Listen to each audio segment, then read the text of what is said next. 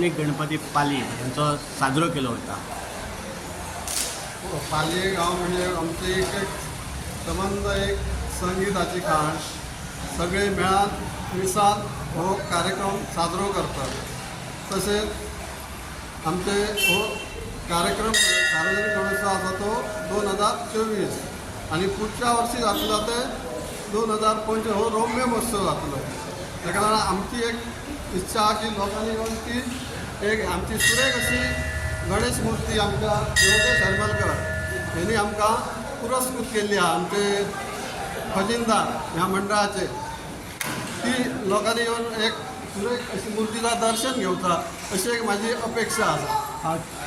कशा पद्धतीन कार्यक्रम तुम्ही आखले होता? ते कार्यक्रम जे असे असतात की फुगडी आसा, भजन आसा, परत आमकां कलाकारांनी प्रोग्राम दिल्लो आसा, आर्ट एंड कल्चर आसून आर्ट एंड कल्चरान आमकां फोक डान्साचो एक प्रोग्राम दिलो आसा.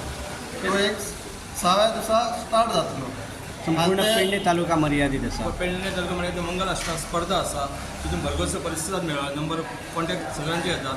तशेंच आमची दशवंत नाटकां आसात, कोंकणी नाटकां आसात, मराठी नाटकां आसात आणि पालये गांव मर्यादित अभंग स्पर्धा आसा. आयज चित्रकला स्पर्धा, रांगोळी स्पर्धा आसा, वेशभूषा आसा, फुगडी आसा, अशे विविध कार्यक्रम कार्यक्रम आसा. पण ताका लोकांचो सहभागय जास्त आसा. विसर्जनान पालये गांव मर्यादित म्हणजे सगळे जाण एकवटान आमी दिंडी ह्या करतले. ती आमी DJ तसले कांय नासा, दिंडी आसा ती आमच्या पालये आसा. कमी 200-300 लोक भाग घेतले. तुमचे नाव कशें? तुळशीदास वासू गवंडी. योगेश जनार्दन आंबोळकर खजिनदार. ह्या वर्सा हांवें मूर्ती घेवन गेले आसा.